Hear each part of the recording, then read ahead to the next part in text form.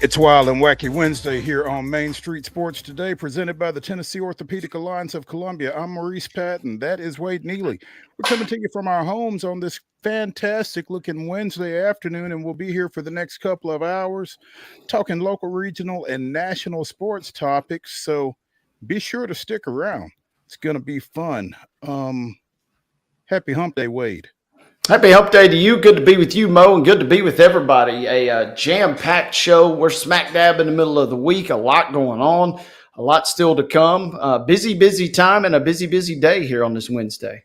Absolutely. A lot going on, a lot to talk about. In the second hour, we will be joined by Joe Sullivan of Main Street Media.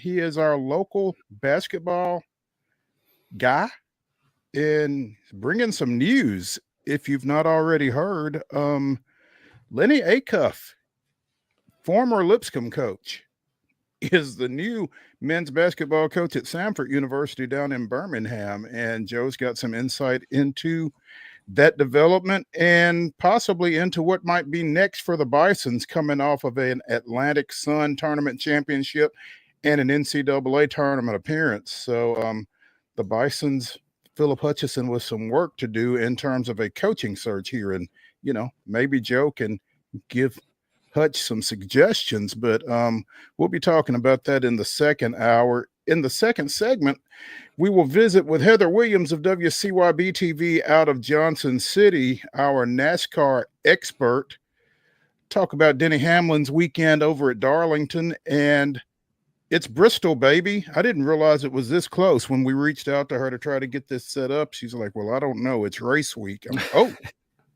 So, but yeah, she was able to carve out some time for us here, and she's going to be with us in the 220 segment here talking about Bristol, Darlington, Denny Hamlin, and whatever else comes up while we've got her. Looking forward to that as always. We'll also be talking, you know, some Braves. Got to wear it when I can, Wade. Represent proudly today. Yeah, winning record in the division now, right? 2-1. Yeah. Little victories. There you go. There we go. Small victories. Absolutely. We'll talk some Braves. We'll talk some Major League Baseball. Houston with a big extra inning win last night as well. Get into a little NBA, a little NFL, and it is Wild and Wacky Wednesday. We will close things out with the weirdest, wildest, and wackiest news from across the globe and Florida, though it's probably not what you think when it comes to the latter. Stick around. We'll get to all of that here over the next couple of hours, and again, looking forward to doing so. Wade, should we dive in? I say we do it, partner. Let's do it. Let's get things going here with yesterday's results, and we actually have some, and today's schedule on the rundown. This is the rundown.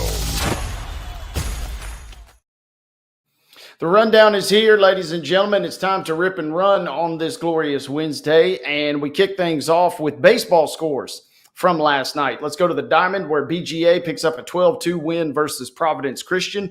Riverdale topped Blackman last night 10-2. It was Brentwood 3, Centennial 2, CPA with a 4-0 win versus Innsworth. Davidson Academy 4, Clarksville Academy 3, Lincoln County with a 9-3 victory versus Columbia last night. Columbia Academy all over the University School of Nashville, 16-0. Was your final in that one. Hampshire with a 14-3 win versus Cornersville. Friendship Christian 32-0 versus Mount Juliet Christian.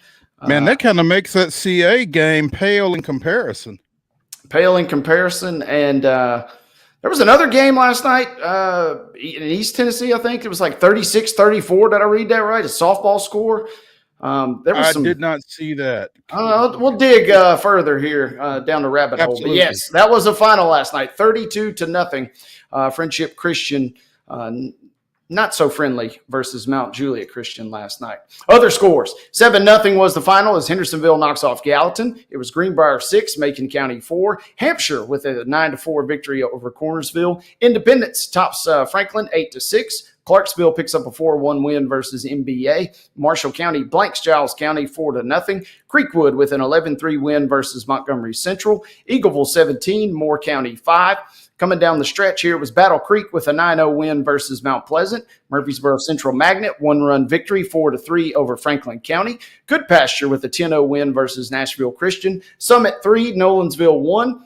White House 4, Portland 3. It was Ravenwood 10-0 versus Page. Richland 10 runs to the good versus Santa Fe. 11-1 was your final there. 5-2 in favor of Siegel, who topped Rockvale last night. It was Lebanon 10, Smyrna 3. Spring Hill with an 8-7 win versus Coffee County. Rossview picks up a 7-1 win versus Station Camp. Stewart's Creek 13, Laverne 6. Tullahoma, man, talk about a great ball game. 1-0 was your score last night. Tullahoma defeats Lawrence County again, 1-0. It was Webb's 14-4 over Middle Tennessee Christian. And capping your baseball scores from last night, it was Dixon County 11, West Creek 0. In softball action on Tuesday night, Cascade with a 7-4 win over Riverdale. It was Eagleville blanking Forest 9-0. Mount Juliet defeated Gallatin 21-3. Greenbrier 6, White House 1. Smyrna with a 12-1 win over Lebanon. Lewis County defeated Battle Creek 17-1. Summertown with an 8-1 win over Mount Pleasant. It was Giles County 7, Murfreesboro Central 1. Columbia Academy 14, Providence Christian 1. Blackman with a 14-11 win over Siegel. Columbia Central 17, Spring Hill 2. Stewart's Creek with a 13-1 win over Cookville. And Zion Christian defeated Christian Community 15-0. On the pitch, boys soccer action. Siegel with a 3-0 win over Gallatin. It was Laverne 4, Riverdale 3. Murfreesboro Central defeats Lawrence County 3-1. Lebanon defeats Smyrna 3-1. Webb School blanks Middle Tennessee Christian 9-0. Cookville and Oakland play to a scoreless draw. Franklin Road Academy with a 4-0 win over Providence Christian. Stewart's Creek defeats Wilson Central 6-1. In Major League Baseball action on Tuesday, as we mentioned and will mention again, Houston goes out to the West Coast, picks up a 2-1 victory over Seattle in 12 innings.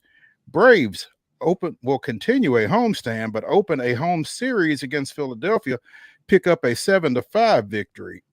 On the ice, the Nashville Predators down visiting, well, the visiting New York Islanders. There are two teams in New York.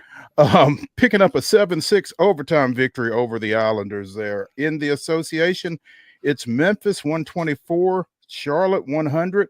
Painful victory for the Grizzlies. We'll talk more about that later in the show. And the Sounds open their series at First Horizon Park against visiting Memphis with an 8-0 victory. Bonus score before we get into more action here. I promised you guys, if you were at this game, props to you last night. York Institute defeats Rockwood 35-34. The full box score not available just yet, but that is a real bona fide softball score, 35-34. Make of that what you will. And props to those that were out there. Hopefully it was at least sunny for most of that yesterday. Crazy I imagine game. it was sunny for all of that because not for all. Yeah, 35-34, is that what you said?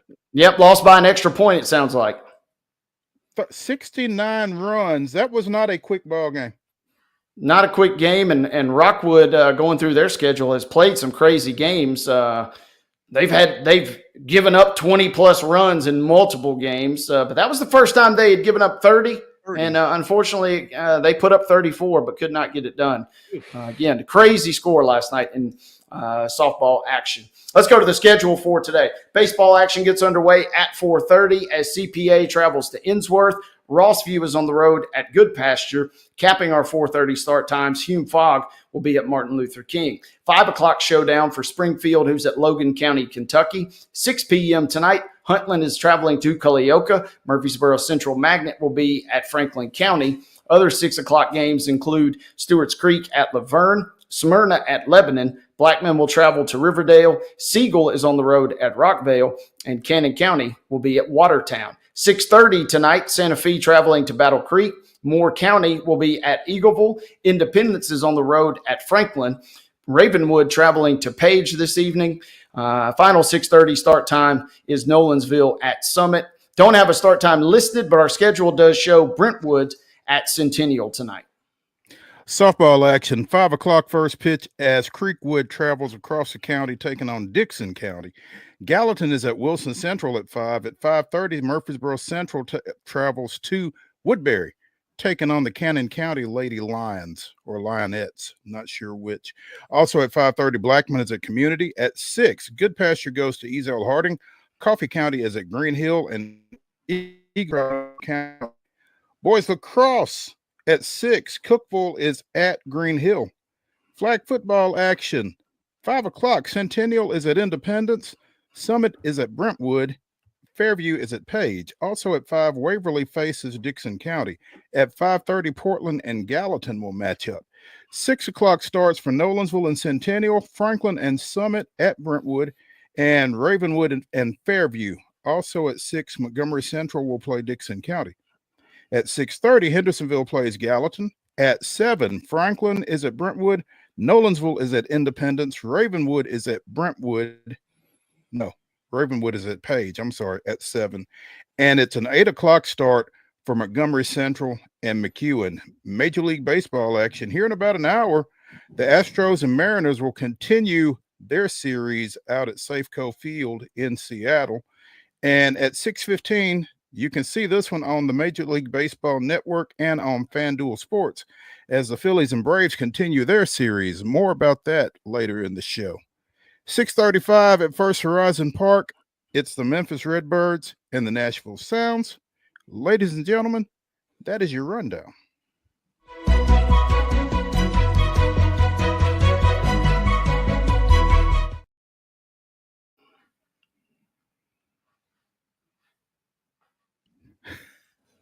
Your top story brought to you, as always, by the fine folks at Piggly Wiggly in Neely's Mill in Columbia. Be sure and check out their delicious daily deli lunch options available from 11 a.m. until 6 p.m. Also, their hand-cut meats and everything is cost plus 10% at the cash register. Piggly Wiggly, Neely's Mill, Columbia.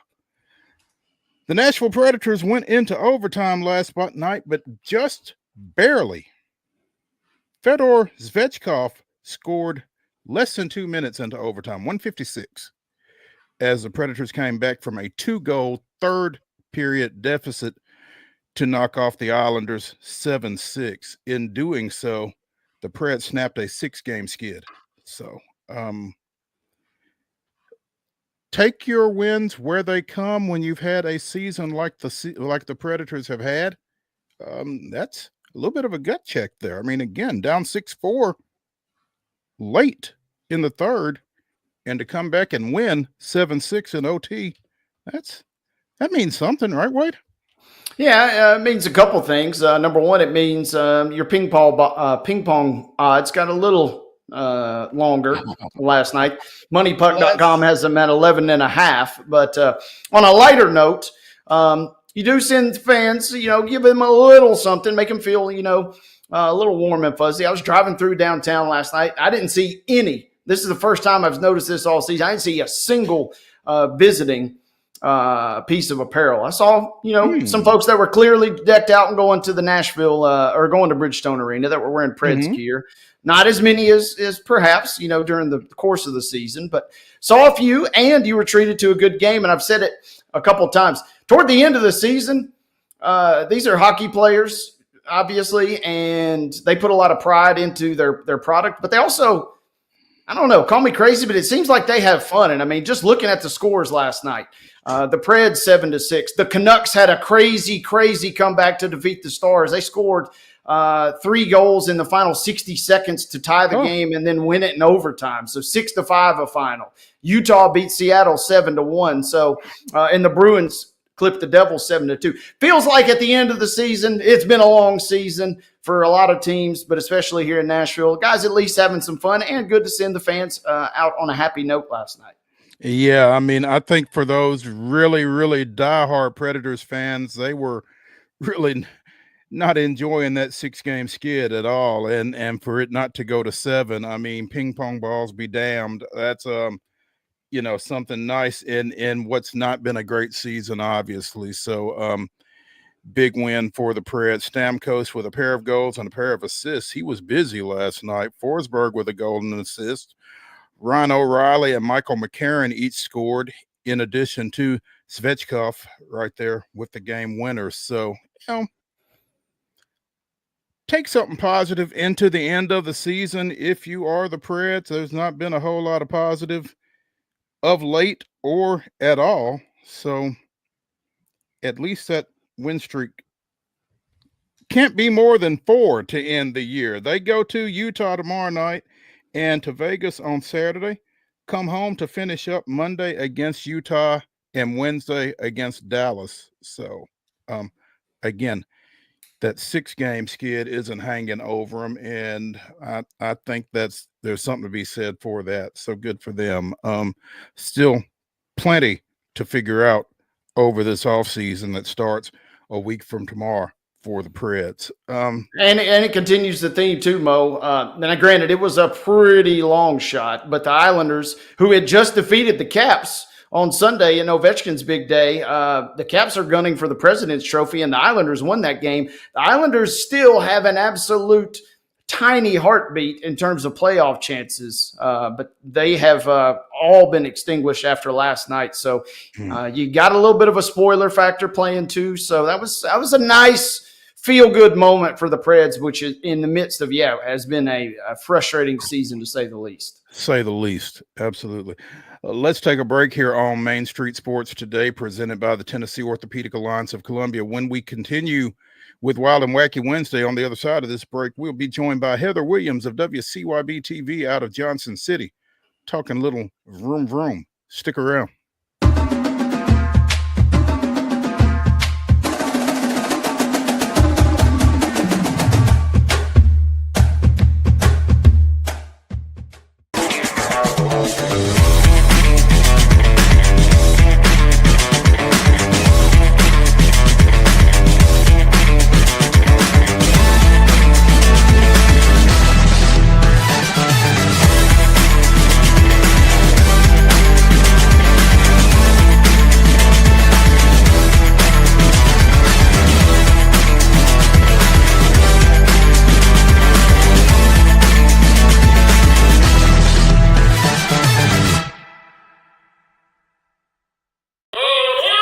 Step into the Lionel retail store at Opry Mills, Nashville, and you'll be captivated by all the magic of the 123-year history of Lionel trains.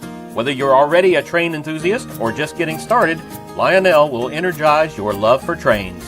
NASCAR fan? Come check out your local Lionel station to learn all there is to know about model trains and die-cast NASCAR collectibles.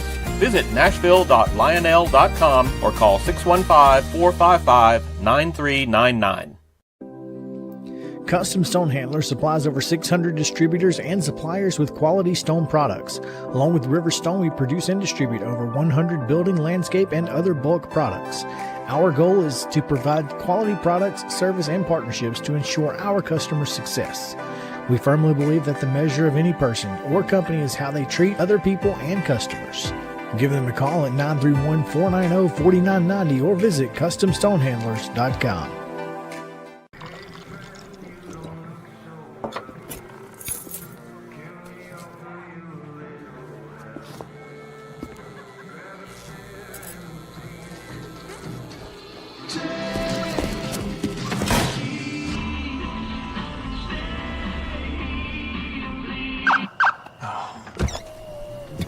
You're seeing the signs too, right? What signs?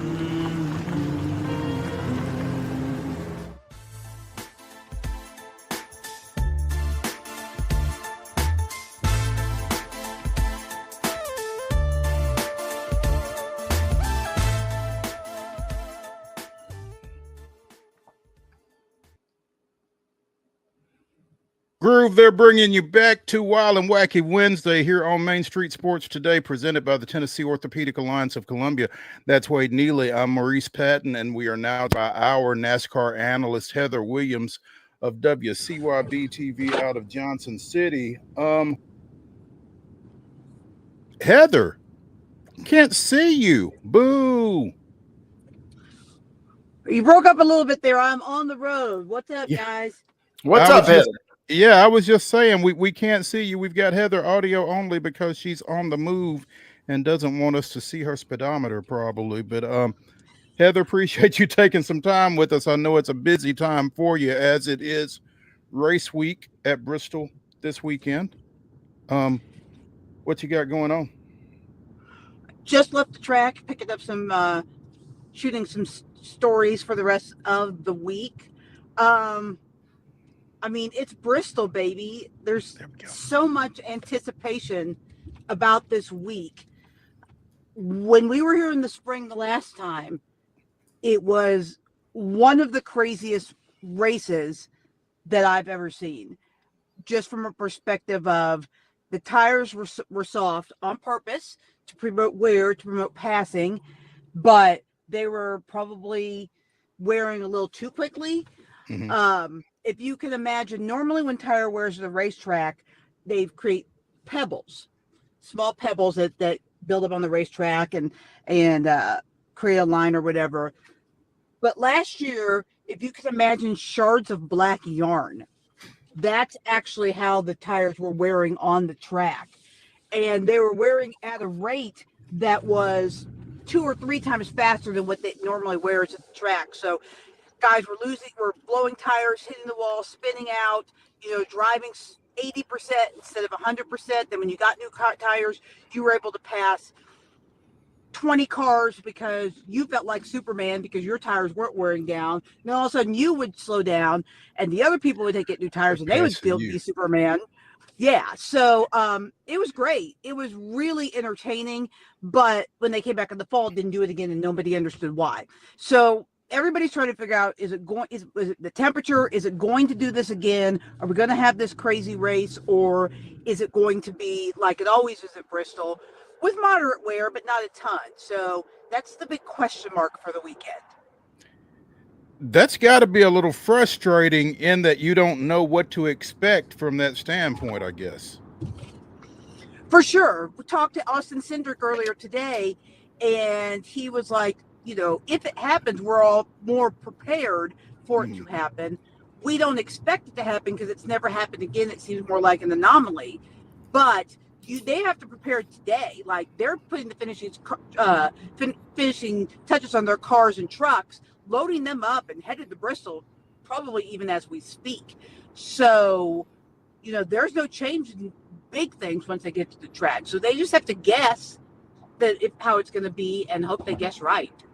So what do you do? Do you bring extra tires in that situation, or how do you? Oh no, they're only allotted a certain amount from Goodyear. So you just have to conserve. I mean, they'll be pretty conservative, I would guess, when practice starts until they figure out what the tire is going to do, and they'll probably build a certain amount of adjustability in the car as much as they can. But yeah, I mean, you're just going to have to be conservative. If it ends up being a lot of tire wear, you're not going to be able to run full out the whole day. Heather, we'll get back to Bristol in a second, but break down what we saw in Darlington last week. Give us maybe some on the track and if there's any developments kind of off the track that jumped out to you as far as headlines go. Well, I thought the race was fascinating, and I know Jeff Gluck of The Athletic does a poll, and this was one of the lowest rated Darlington races since he's done the poll, which has been about 10 or 11 years now. And I don't understand why. There wasn't like a ton of passing, but you could pass if you needed to, if you had a good car, and everybody was on a different strategy. Ill-timed cautions absolutely flipped the field. The guys who were running 15 to 20 were all of a sudden at the front of the field, and the guys that were running 1 through 10 were all of a sudden at the back. And it made it really interesting. Some of the guys were able to make their way back through traffic. Some of them, once they got into dirty air, their cars couldn't perform. So it made for really, really interesting race to figure out, because like I had to step away from the television for a few minutes. And when I came back, I was like, well, what the heck happened to Bubba? Like, he was up in the top 5, and all of a sudden he was 20th. And it was because one of those ill-timed cautions for his strategy that he was on came and flipped the field. So I think that having to deal with that strategy and stuff makes it really interesting and fun to see who can actually overcome that. but apparently fans don't like that as much because it did not perform well as far as what the majority of the fans thought of the weekend. Speaking of the fans, we talked a lot about Throwback Weekend on our segment, last week. But how did Throwback Weekend go in your mind? As far as I guess that would fall under off the track endeavors. I mean, I thought it was great. Fans loved it. It was really interesting to see how many of the drivers don't like it, which is interesting. How many of the drivers think that it's run its course. Chase Elliott was the big person out there saying that he kind of feels like he's over it. To me, that's a little bit of wet blanket. Like it, don't like it, but I love it, so don't rain on my parade. But I thought there were some great cars. The 2-car of Austin Cindric celebrating Dale Earnhardt was just spot on. It was beautiful. And then the 4-car in the Xfinity Series celebrating Morgan McClure Racing out of Abingdon was also just beautiful. So, I mean, and the fans seemed to like it. Similar polls that were done on X asking the fans how they felt about Throwback Weekend, most fans still like it. And I think it's a great opportunity to teach fans, especially younger fans, about drivers they don't know about. I think I said this last week, but I think it's phenomenal, and I personally hope it never goes away. There's always going to be paint schemes. And you would think that as long as the fans like it, then you'd like to think anyway that means something to somebody. You would like to think. I don't know. I really don't understand like what. I mean, everybody has different opinions, right? Somebody thinks blue is the greatest color in the world. Somebody thinks red is the greatest color in the world. But I personally don't understand how you could not like Throwback Weekend. Looking at all those paint schemes is just amazing to me. But I like history, and a lot of people don't like history. It's not interesting to them. So, just don't rain. Like I said earlier, just don't rain on my parade. Denny Hamlin finds winner's circle for the second straight week. The old man still got it. We've seen one three-time winner this season, transitioning back to Bristol, I guess. What do you think of Denny's chances on the short track this weekend? I mean, he won here a year ago. He's won 2 in a row. The fall race a season and a half ago, and then last spring, and then Kyle Larson won this last fall. But he is the second. He's got the second most wins of any active driver at Bristol. So I'd say I think he's the number 2 betting favorite behind Larson at Bristol this weekend. I would say there's a great chance that he could three-peat like his teammate did.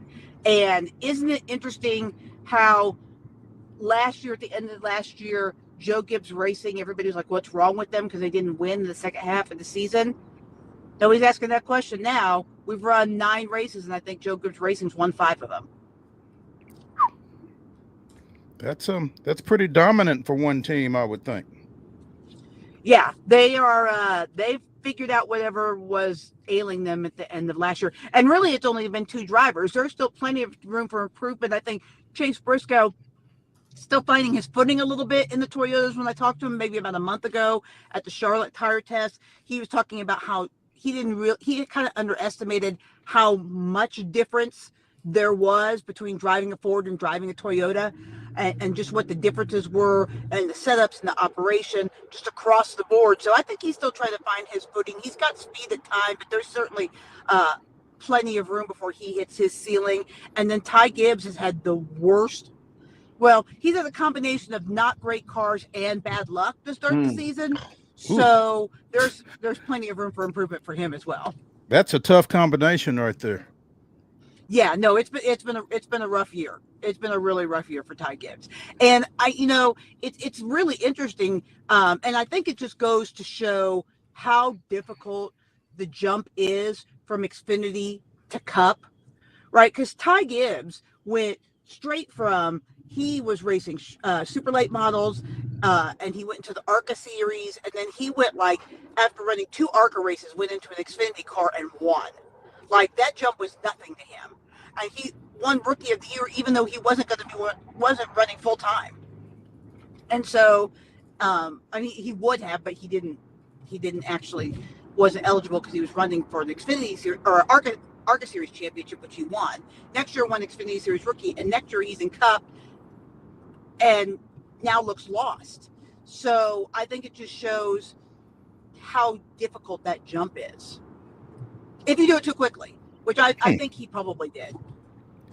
Meanwhile, as you mentioned, Joe Gibbs Racing, Denny Hamlin won his 56th under that banner, tying Kyle Busch for the most of any Joe Gibbs Racing driver at the top of that list. So nice little he put a few feathers in his cap this weekend. He also moved past Rusty Wallace, I guess, into 11th by himself all time for most Cup Series victories. So just a lot of milestones fell for Denny with that second straight win, sounds like. Yeah, and only 4 wins away from tying Kevin Harvick for 10th all time in wins. And what's fascinating to me about Denny Hamlin is what his place in the sport is going to be, because he has 56 wins. He'll probably get to 60, I would think, or close to it before it's all said and done. But he doesn't have a championship. He has a fistful of wins in the top races in the sport: Daytona 500, Bristol Night Race, the Southern 500. Like he's won the biggies, and he's got far more wins than the guy. He's got 16, I think, more wins than the guy who was always considered the greatest driver not to win a championship, which was Mark Martin. So Denny surpassed him by quite a bit now in the win column. So when it's all said and done, if he doesn't win a championship, and it's much harder now in this format because it's performing one race kind of format. Mm-hmm. You know, what is his place in the history books? Where does Denny rank among the all-time great drivers? That's one, that's not a question I'm going to try to answer, but two, that's a very fascinating scenario that you throw out there, to have that much success and not win a championship. Is that a case of it not being how many, but where? Or there's a lot, it sounds like, that has kind of worked against him over the course of his career for that to be the case. Well, there's been a little bit of bad luck, especially early in his career. He probably should have won at least one championship when they were running the championship race at Homestead, and had bad luck. But that's the thing about this format, right?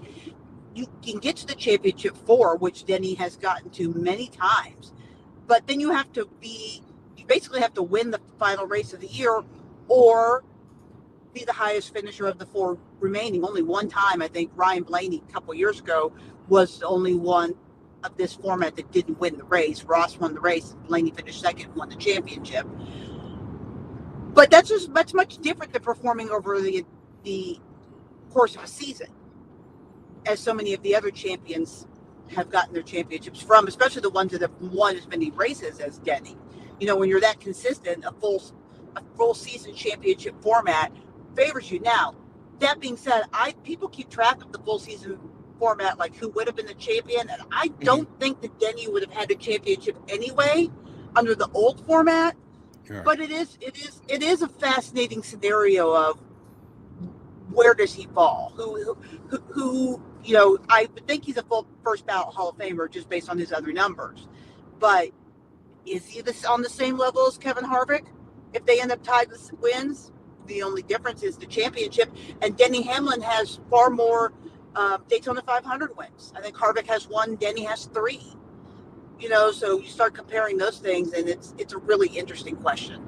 It really is, and you know, it sounds kind of like the question that you ask about, you know, quarterbacks and other sports individual athletes, from the standpoint that, you know, does a championship kind of validate them? I mean, the races and the wins are the wins, whether he actually wins a championship or not. Are they not? Yeah, thankfully I don't really have to worry about that with my quarterback, but I get what you're saying. Sorry, had to throw that in there. No, you're not. Well played. Yeah, absolutely. Absolutely it was. I walked right into that one. No, but it is a similar debate for sure. Heather Williams of WCYB-TV out of Johnson City joining us here on Main Street Sports today as we ponder NASCAR from a lot of different angles. If not Denny, who, Heather, this weekend? Well, like I said, Kyle Larson is the betting favorite, I think, for this weekend. He's actually attempting all 3 races this weekend. He's going to run the Truck Series, the Xfinity Series, and the Cup Series race, which he did at Homestead a couple of weeks ago and almost won all 3. He finished, I think, 3rd in the Xfinity Series race, in a race he dominated, and won the other 2, bookend the other 2.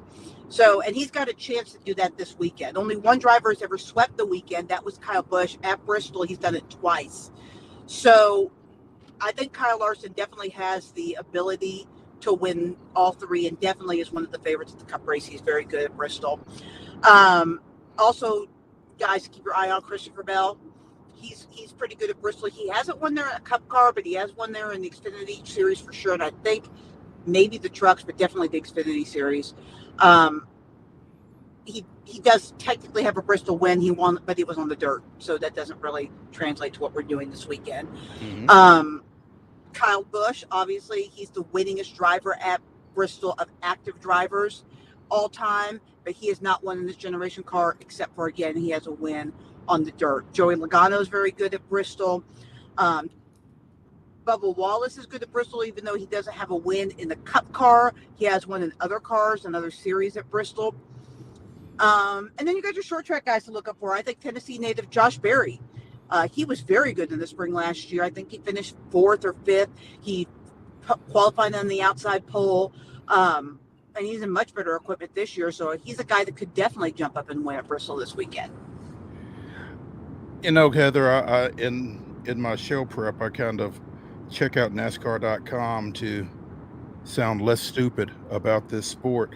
And they've got a headline: Jesse Love will make his Cup Series debut this weekend at the Food City 500. Tell me what the significance is of Jesse Love making his Cup Series debut this weekend.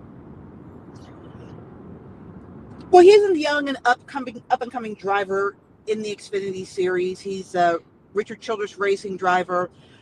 He's in his 2nd year in the Xfinity Series. He was Rookie of the Year last year. He won an ARCA Series championship a couple years ago. And I think he's just one of those young, exciting kind of next generation guys. There's a handful of them right now in the Xfinity Series and Truck Series that people are looking to as the next big stars of the sport. And Jesse's a part of that group. It's probably Jesse Love and William Sawalich and Connor Zelich and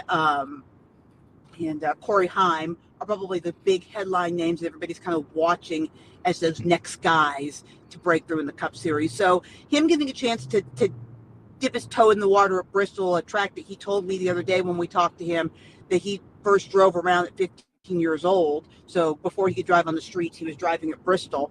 It's going to be good to see where he is in his development, to see, if he's ready to start, maybe take that leap next year or the year after into the Cup Series.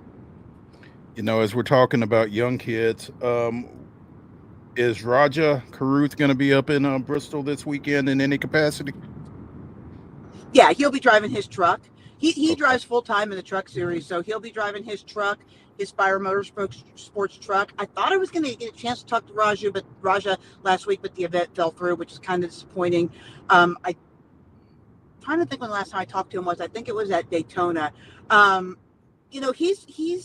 He's been consistent in the Truck Series, but I think for Raja this year, he really needs to take the next step. He won a race last year, got into the playoffs, but he needs to be getting to the point, especially in a Spire truck, which is one of the best, if not the best trucks in the garage, where he is top 5 in points, a win or 2 every year, so that he's, ready to take that next step into the Xfinity Series. Xfinity. Okay.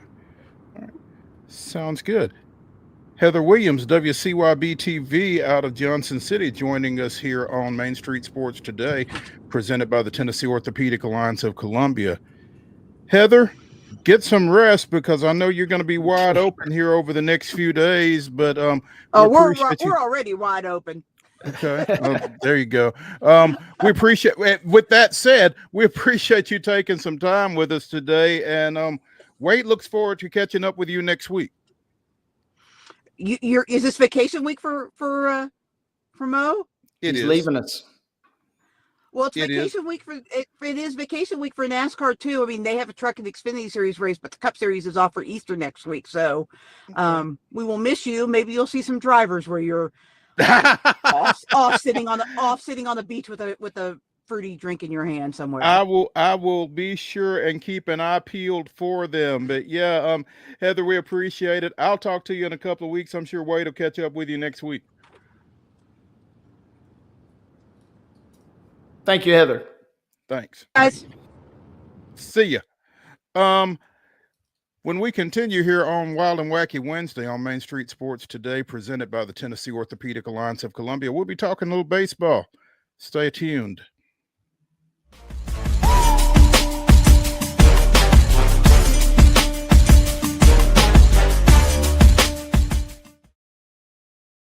At Delta Dental of Tennessee, we know our success begins and ends with providing superior quality service, and that includes serving those who need it most.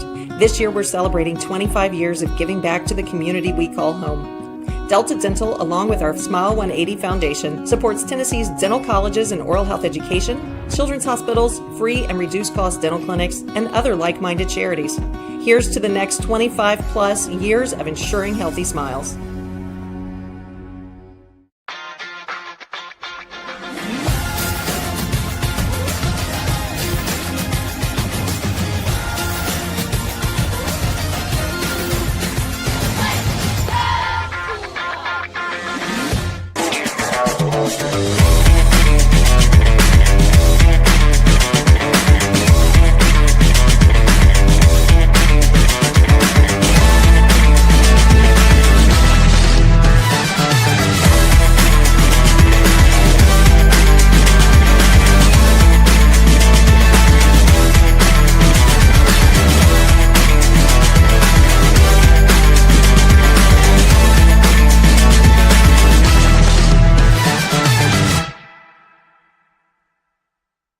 A game without a crowd is just a scrimmage.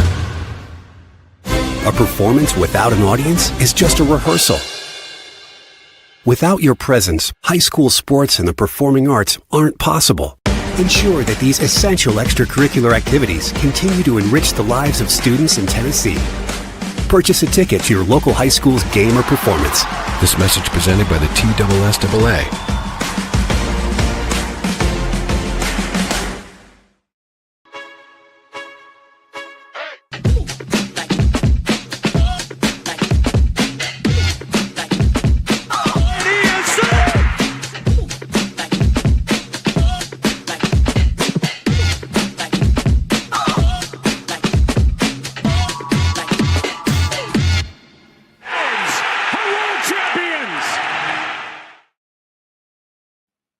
April 9, 2001, Willie Stargell, who spent time in the Atlanta Braves organization as a roving minor league instructor and as first base coach after a Hall of Fame career with the Pittsburgh Pirates, died at the age of 61. Among the Braves minor leaguers he worked with was future Hall of Famer Chipper Jones, who credited Pops with him swinging a heavier bat throughout his professional career. Stargell hit 475 home runs over 21 seasons with the Pirates. His 296 homers during the 70s were the most of any player in that decade. He led the 1979 We Are Family Club to the World Series championship and has a statue in his honor outside PNC Park. That was this day in Braves history. And I've been told on numerous occasions, you know, you're a baseball fan, you really need to get to a game in Pittsburgh. Wade, have you been to PNC Park by any chance? No, it's funny you mentioned this. Just talked 3 days ago with some friends about how it's got to happen. That park is now old. You know, I wanted to go see, it was new, but now it's essentially old, but it still looks new. It looks great. And the views from it are great, apparently. I mean, I've seen pictures and that kind of thing. Yeah, it's definitely kind of a bucket list kind of thing to get up there. I've never really necessarily wanted to go to Pittsburgh, but apparently I need to get up there for a ball game. So I need to find out when the Braves are playing up there and just go. So, Braves playing at home last night picked up a 7-5 victory over the Phillies that wasn't necessarily expected because Zach Wheeler was on the bump for the visitors. Chris Sale's last start had not been great. Last night's wasn't necessarily overwhelming for him either. 4 2/3, 5 runs allowed, all earned on 9 hits. He did strike out 5, but that ERA definitely moving in the wrong direction from 5.40 to 6.75 now. But the Braves actually scored some runs, clearly 7 of them. And welcome back Sean Murphy. His first at bat results in a 3-run homer and finished with 4 ribs. And clearly Atlanta needed all of them. So, big win for the 2-8 Atlanta Braves, who are 2-1 in division play, as Wade pointed out earlier in the show. Yeah, man. I worked in PR. You got to look for them angles, Mo, and that's a good win for them. Like I said, you can't. You got to go old school, right? How do you eat an elephant? One bite at a time, and you can't make up all that gap in one game. You can't make it all up in one series. You just got to start stacking wins, and that was at least a step in the right direction. Philly came in with a little extra juice after taking 2 or 3 from the Dodgers. So tonight's game will be really fascinating considering the way Tuesday night's effort played out. Yeah, and again, Wheeler, wasn't necessarily at the top of his game. 5 1/3 innings before he came out. 8 hits, 7 strikeouts. Gave up the home run to Murphy. Gave up 5 runs total over that 5 1/3. So, the Braves, the offense has not necessarily been there on a regular basis, but it was there last night when you wouldn't necessarily have expected it. So you got to start somewhere. Good for them. Series continues tonight, 6:15 Nashville time, first pitch. You've got Taijuan Walker going for the Phillies. He's 1-0 with a 0 ERA. Grant Holmes, which means the bullpen will probably get involved in this one ideally around the 5th or 6th inning. Hopefully not before that. Holmes 0-1 with a 7.20 ERA. Meanwhile, the pitching staff received bad, but pretty well expected news regarding Ronaldo Lopez. He's going to be out for at least 12 weeks following the shoulder surgery that he had recently. Again, at least 12 weeks and probably longer than that, because it'll be that long probably before he can pick up a ball and, working back up to the point that he can pitch in a major league game after that will not come quickly. So, you lost an arm that you were really counting on over the offseason and through spring training, and Strider, while close, still isn't back yet. So Braves still kind of piecing it together in the starting rotation right now. Yeah, just trying to tie a knot and hang on and, scrap your way to some wins.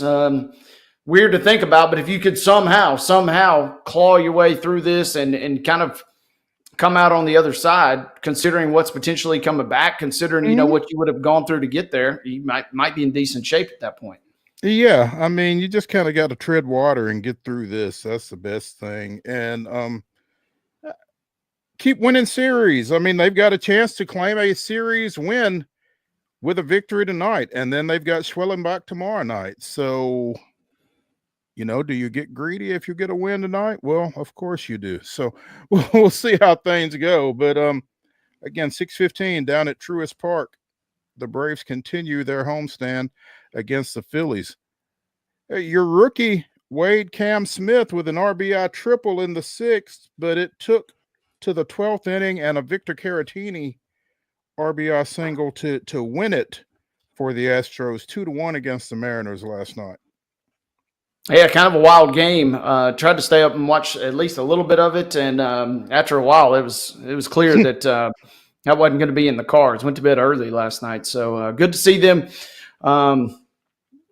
Battling, playing well. Lost the first game in the series, able to somehow grind out a victory. Low scoring affair in the second one. Pretty good pitchers duel between the two starters yesterday. So a chance for Houston now to kind of start clawing a little momentum. We'll see what happens. I kind of get the feeling, it's basically 500 ball, I think, upon early returns. Maybe I'll be surprised. But you got to go out there and take care of business in the division. They'll have a chance to do that tonight. Yeah. Well, they'll have a chance to do that this afternoon. It's a 3:10 start, so here in about 20 minutes. Hunter Brown will be starting here in just a few.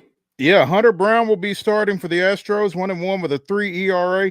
Luis Castillo will be starting for the Mariners, 0-0 with a 9 ERA. And if that sounds confusing, because we told you Luis Castillo would be starting for the Mariners yesterday, they got two. The Mariners have two starting pitchers named Luis Castillo. This is Luis F. Castillo. How confusing would that be?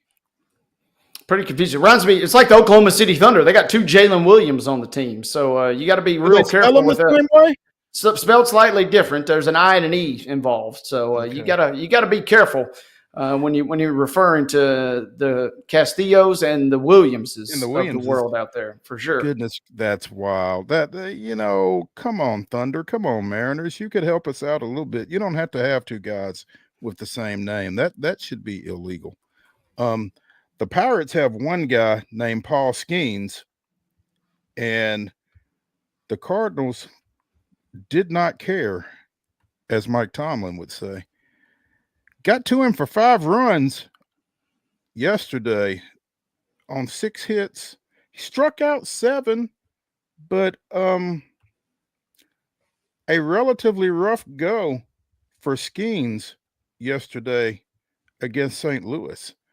They just got to a couple of pitches. It's not like they hit the ball into the river or anything like that. They just found some holes, and I got behind in some counts, kind of let them get some good swings off, and they found holes. Not going to sweat it.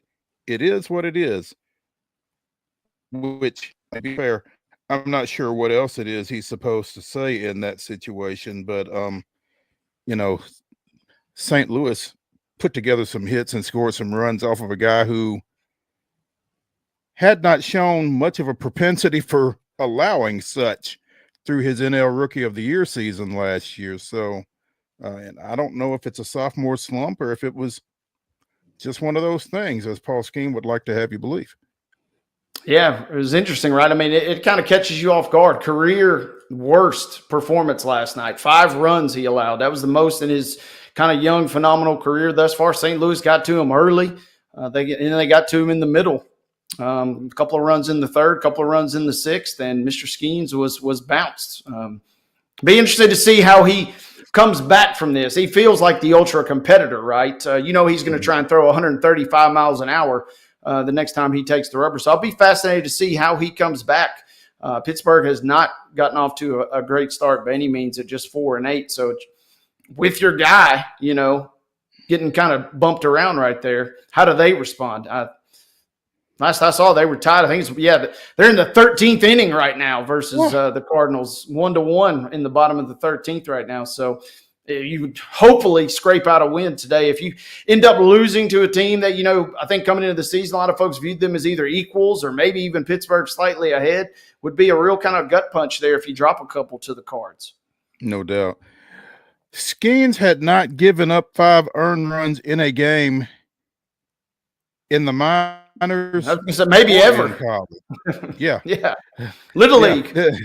Yeah, this article says not only that he had never given up 5 earned runs in one game in the minors or in college, given his absurdly high level of ability, we'll go ahead and guess he wasn't coughing up 5 runs in a high school varsity game or any level below that either. Yeah, I dare. Yeah, you wouldn't think. You would not think. So, but he had 3 innings, 3 different innings yesterday. So it's not like he was just the Pirates are not getting ready to send Paul Skeens down to AAA Indianapolis. Let's just say that. So, but speaking of sophomore slump, again, Skeens was the NL Rookie of the Year last year. The other guy who was considered for that, Jackson Merrill, who we told you last week got a big contract extension from the Padres. he's getting paid while on the injured list at this point. Apparently, has got a hamstring strain. So, went on the IL yesterday, the 10-day IL for San Diego. Backdated to Monday. So, you hate to see anybody get hurt. No doubt. And to your point about Skeens, Vegas is not buying it yet. They bumped him a little bit, but he's still your favorite for Cy Young this year with Zach Wheeler, and then your boy Schwellenbach nipping at his heels there. So Skeens gets dinged a little bit, but not a lot last night after just one blip in the radar. That's what I'm saying. This next start will be interesting because he's going to try and make amends, given how fiery he is. You might need a little extra padding in that catcher's mitt, whoever is behind the plate for the Pirates in that one. Merrill, 3 home runs, 10 ribs, hitting .378 with 7 runs scored. So the Padres will miss that production, I would think, but they have certainly been on a roll here in the early going. So we'll see how they handle that and how Jackson Merrill bounces back. The Padres leading the West, Wade, at 9-3. Giants 8-3, Dodgers 9-4. I mean, if this early start means anything, again, to your point that you've made on a couple of occasions, this NL West is going to be a lot of fun over the course of the season. Yeah, I think this will be, in terms of high-level baseball, this could be the funnest division to watch. There will certainly be some interesting races, it feels like. I'm looking at the AL Central. Seems like perpetually. The AL Central kind of reminds me of the NFC South. It's kind of so gross, you can't help but watch, but every team is seemingly in the mix. Mm-hmm. And it feels like on the other end, the elitist, if you will, is going to be more watching the NL West because, some really, really good teams thus far. I mean, Arizona is sitting in 4th place, and they're 500. So gonna be something to watch, or it could, just be an early season heater from the Padres and the Giants, and we are still talking about the Dodgers running away, but they've suddenly lost 3 in a row. That'll be, speaking of folks trying to throw at 135, that'll be interesting to keep an eye on as well. Tragic occurrence down in the Dominican Republic earlier this week. Early Tuesday night, former Astros, former Braves reliever Octavio Don't Ask, Dotel was among 58 people that were killed in a roof collapse at a nightclub in Santo Domingo. Also killed was Nelsie Cruz, the sister of longtime Major League Baseball player and former Nashville Sounds, Nelson Cruz. Again, 58 folks were killed when the roof collapsed at the Jet Set Club in Santo Domingo. Also, former utility infielder Tony Blanco, who played with the Nationals, among others, was killed. Dotel was 51. Blanco was 43. Rob Manfred, MLB commissioner, issued a statement. Major League Baseball is deeply saddened by the passings of Octavio Dotel, Tony Blanco, Nelsie Cruz, and all the victims of last night's tragedy in Santo Domingo. We send our heartfelt condolences to the families and friends of all those who have been affected and to our colleague Nelson and his entire family. The connection between baseball and the Dominican Republic runs deep, and we are thinking of all the Dominican players and fans across the game today. Dotel came up with the Mets, spent the bulk of his career, I guess, with the Athletics, but pitched for 11 different teams over a 9-year period, including the A's, Yankees, Royals, Braves, White Sox, Pirates, Dodgers, Rockies, Blue Jays, Cardinals, and Tigers. His 13 franchises played with at his retirement was a record. That record was later broken by Edwin Jackson, with whom he had been a teammate at one time. So, 3.10 career ERA out of the bullpen. I'm sorry, 3.10 from 2001 to 2009. Finished his career with a 3.78 ERA. and 109 saves. So, guy who pretty well got it done when he was called upon throughout his career, and obviously a tragic loss. And that's bizarre. A roof collapse. Yeah, sad news for everybody involved, obviously. But yeah, it's tough to hear from an Astros fan. Man, he was part of that epic run with Lidge kind of serving as your seventh inning guy, and then Dotel was absolutely elite in the eighth inning before you give it to Wagner. So much so that's part of that crew, Mo, that combined, for that famous no-hitter versus the Yankees where they had six different pitchers. And Lidge gets the win, but Dotel was he was arguably as more effective than Wagner, because if you got it to Lidge, you knew you were getting 100 plus for one inning. You knew you were getting Dotel going all over the place for almost no hits in the eighth, and then you get Wagner to close out. He was a staple in those early years for Houston, man, and that is sad news for everybody involved. Absolutely. Let's take a break here as we bring hour number one of Wild and Wacky Wednesday to a close on Main Street Sports Today, presented by the Tennessee Orthopedic Alliance of Columbia. When we return for hour number two, we'll get into the grab bag. Stick around.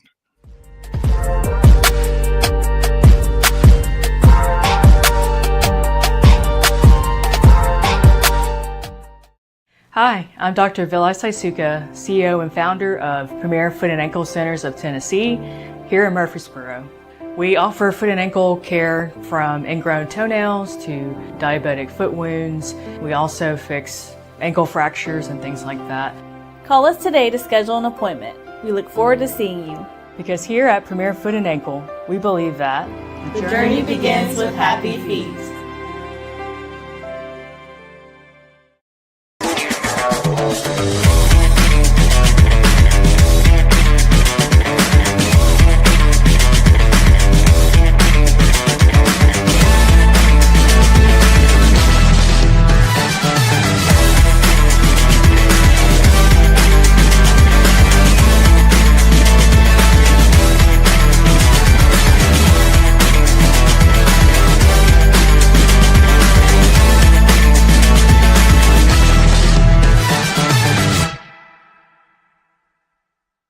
Jones & Lang Sporting Goods here in Columbia has been outfitting teams, officials, and anybody else from T-ball to college for 50 plus years. Be sure and check them out at 931-388-8060 or online at jonesandlang.com. Jones & Lang Sporting Goods, the look of a winner. Zion Christian Academy, zioneagles.org or 931-388-5731. You can schedule your appointment. Go tour their campus. It is beautiful over there, and you're definitely going to want to see it. Again, it's zioneagles.org. Give them a call, 931-388-5731, and schedule your tour today.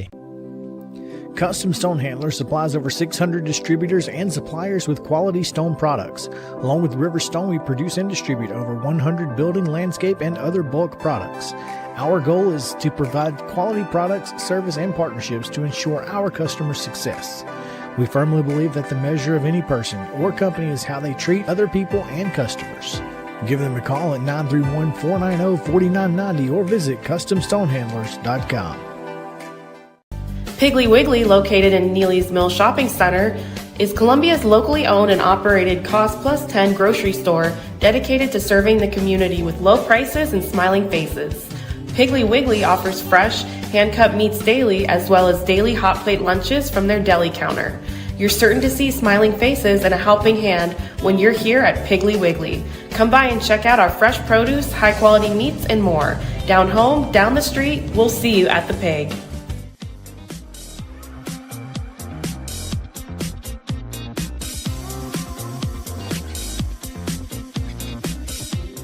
Hour number two of Wild and Wacky Wednesday starts right now here on Main Street Sports Today, presented by the Tennessee Orthopedic Alliance of Columbia. That's Wade Neely. I'm Maurice Patton. In our final segment, we will bring you the weirdest, wildest, wackiest, and most wondrous news from across the globe and Florida. Stick around for that. In our next segment, we will be joined by Joe Sullivan of Main Street Media, talking a little college hoops and a big college coaching change. Stick around for that as well. Right now, though, let's get into the grab bag, and let's start in the NBA where the Lakers were in last night's matchup with Western Conference leader Oklahoma City until they weren't. And a big part of weren't was when Luka Doncic got ejected. The Lakers had just taken a 108-107 lead on a Doncic basket. And apparently he then said something to, well, depending on who you ask, I guess. He either said something to a fan sitting on the edge of the court, or he said something to JT Orr, one of the officials who had already teed Luka up earlier and hit him again, thus bringing about his ejection.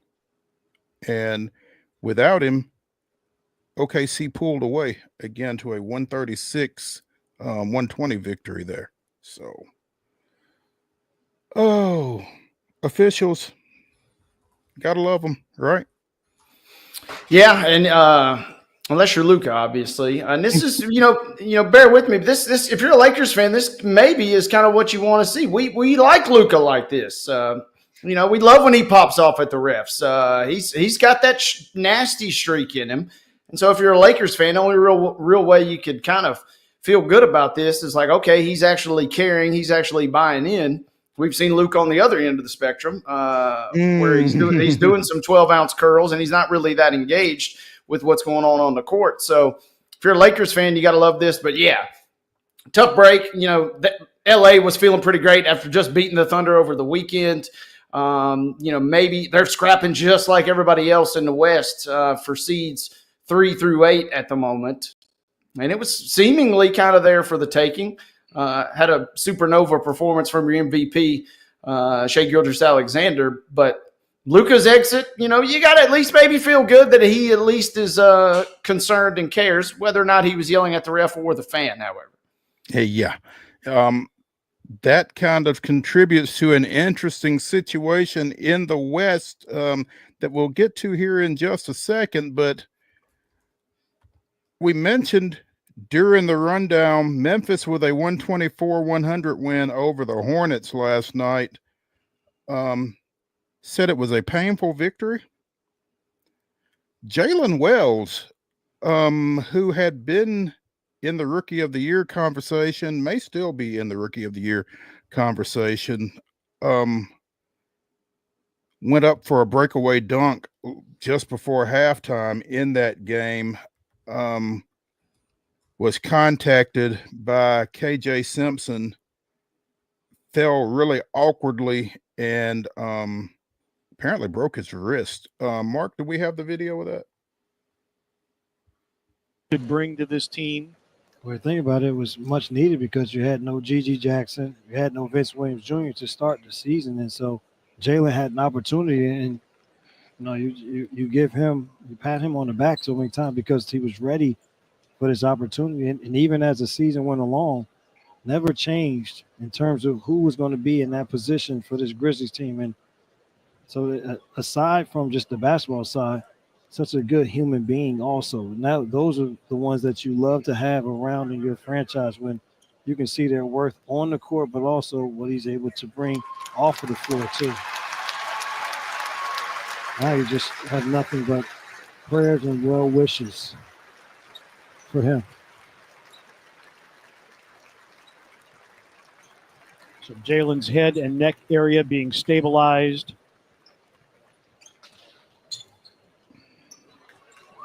This is could bring to this team.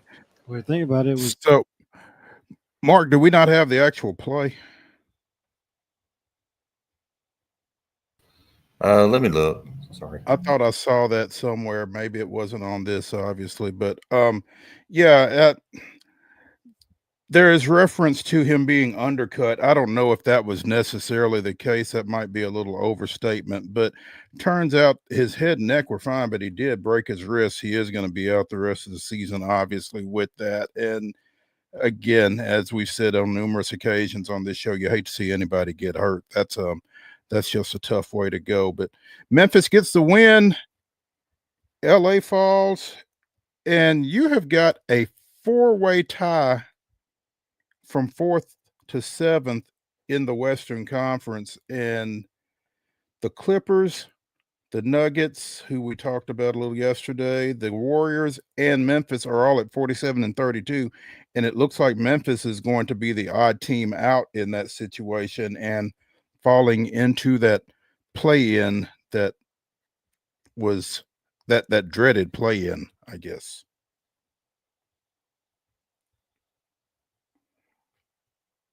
Did we, Wade? You're on mute. Yeah, you don't want to obviously be in that play-in, but it was good to see that Jalen, shared that positive message after the game. He's doing okay. It could have been certainly a lot worse. And KJ Simpson, he gets ejected from the game, but even he went to social last night and said, he apologized essentially. He said, we already spoke and we're good friends, but just wanted to say how deeply sorry he was. Frustrating sequence for Memphis. Just when you kind of think things really kind of couldn't get any worse, they kind of find a way to. He's been a real blessing for them this year, finding him kind of off the scrap heap in the second round. But yeah, they did themselves no favors. They've lost a couple of the tiebreakers. So Memphis, unless something crazy happens, is going to end up in the play-in. The good news is for them, they can only slide as far back as 8. So they're not in the ultimate play-in spots at 9 or 10. But the fact remains, we're talking about a team 4 weeks ago that was gunning for the 2 seed. Right. Now potentially going to – but that's just how crowded it is. If it's not Memphis, it's going to be the Lakers, the Clippers, the Warriors, the Nuggets, or the Wolves. Somebody is going to have to slide because this has been such a loaded Western Conference. We have maybe the best team in the perhaps metrically one of the better teams in the history of the game. We're talking about the Thunder. At one point, we're flirting with, getting to 70-plus wins. That probably is not going to happen or won't happen. Yeah. But you're talking about 2 through 8 specifically is just an absolute logjam right now. And it will be fascinating to see because whether teams admit it or not, there will be some gamesmanship that goes on this weekend. Certain teams will be wanting to win or lose, if you catch my drift, depending on how their matchup is shaping up on Saturday and Sunday. Guarantee you that. Yeah, Oklahoma City 65 and 14 with 3 games remaining, so they're not going to get to that 70 mark, unfortunately, because like you said, they were looking like they were going to get there. Yeah, and it was so funny too because we've talked about it on the show, and we've obviously talked with Landon several times, but about 2 weeks ago, ESPN finally comes out of the woodwork and out of the blue just mysteriously acknowledges, oh, yeah, this could be one of the best teams in the history of basketball. No, just because they're in Oklahoma City is the only reason. We can sit here and debate who would win a one-on-one game, LeBron or MJ, for 2 hours, or we could actually talk about who's playing some of the best basketball. They're the wrecking crew. It's their title to lose, but everything between 2 and 8 is up in the air. Mm-hmm. Wait with a little ESPN rant there. Take a ticket. They weren't the only ones. Everybody else was doing it too. And we were only catering a little bit because we love Landon and we wanted to give him. We do love Landon. They're a small market team. It just comes with the territory. But yes, everybody else after them, depending on, it's all going to come down to matchups. And that's why I said Saturday and Sunday will be fun because you will see 1 or 2 teams that do or do not want to win based on the matchup they're potentially going to land. Pay attention to some lineups is what Wade is saying. The Titans are expected to bring in Bowling Green native and apparently Nashville resident George Fant to discuss him possibly plying his trade at Nissan Stadium this fall. Fant played his college ball at Western Kentucky, his 1 season of college football. He's a basketball player at the collegiate level and has clearly made the transition. 6'5", 320-pounder, played in 16 games 2 years ago for the Jets, starting 13 of those. He's played 8 years in the league, mostly at right tackle. But the Titans are kind of considering him in that swing position, adding him to their offensive line room. Obviously, they signed Dan Moore from the Steelers earlier this offseason. J.C. Latham, the rookie, is going from left tackle to right tackle, but still looking for some depth on the outside there. And Fant is a guy that a couple of years ago that the different administration, obviously, but the Titans looked at bringing in at the start of 2023. They wound up signing Chris Hubbard, but might be interesting. Again, he's from Bowling Green, lives here. There's a couple of other teams I've been talking to, but those two, that being the Titans and Ravens, are really intriguing to me. Obviously, Baltimore being a contender and Nashville being where I live at, so I'm definitely interested. So stay tuned. Again, offensive line has been a trouble spot, to say the least, for the Titans, and any support that you could get up front would be a good thing. We talked last week about some rules changes that the competition committee talked about last week. They did not rule out playoff format changes. They didn't act on anything. But Wade, they're talking about still at the May meeting approving a proposal by the Detroit Lions that we talked about a few weeks ago, where once your playoff teams are set, you seed them based on record, with division positioning having no impact. In other words, if you are 14-3 and second in your division, you would not be seeded fifth, as the Minnesota Vikings were last year. Yeah, it's fun. It's fun to think about and look at. I'm still torn. I don't know if they're going to go forward with this or not, just because it feels like they do put such an emphasis on the value of winning your division, really more than almost any other sport. Maybe baseball, I guess, right up there with it. But NBA divisions are just laughable. No one really truly cares. And in hockey, there is a little bit of a tie-in, but not quite as much. For whatever reason, though, the NFL still likes this. And you also wonder if we didn't have, beast mode going nuclear against the Saints a couple of years ago, if that might have potentially happened sooner, because we do see, every now and again, there's a team that comes in with an 8-8 record, or 8-7, or 8-9 record now, and makes a little bit of a run in one game at least. So who knows? We saw the Texans knock out the Chargers, right, last year. I'm not real sure on which way this will go. I would not be surprised either way, but the fact that it's the Lions and the Vikings, and we had such a high-profile showdown last year that was decided kind of this way, it feels like it might have a little extra juice behind it. Well, it also seems to have a little extra juice because apparently Goodell wants it. If you want to peel back the layers, it's in theory going to lead to bigger games, which will in theory lead to bigger ratings, which in theory leads to bigger money. And there you go. There you go. Apparently there are three possibilities. The possibility of reseeding or seeding strictly based on record, or allowing division winners to still host unless they've got, as you mentioned, an 8-9 record with 17 games or worse. If you've got a losing record, then you still do not get if you have a losing record as a division champion, you would lose your ability to host. And then the third option would be no change. And it sounds as if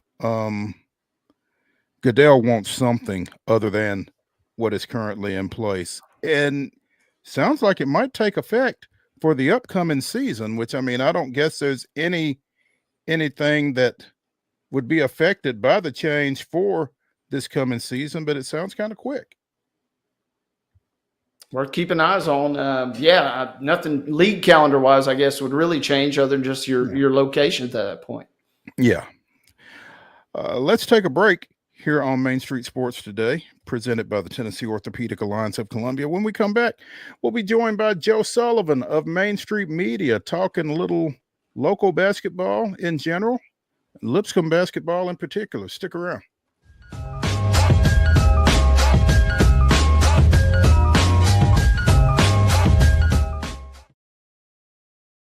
Hi, I'm Riley, a certified physician associate here at Premier Foot and Ankle Centers of Tennessee. We have a couple locations, Murfreesboro, McMinnville, as well as Franklin. We treat people of all ages. We're excited to get you back on your feet and hope we can help you today. Call us today to schedule an appointment. We look forward to seeing you. Because here at Premier Foot and Ankle, we believe that the journey begins with happy feet.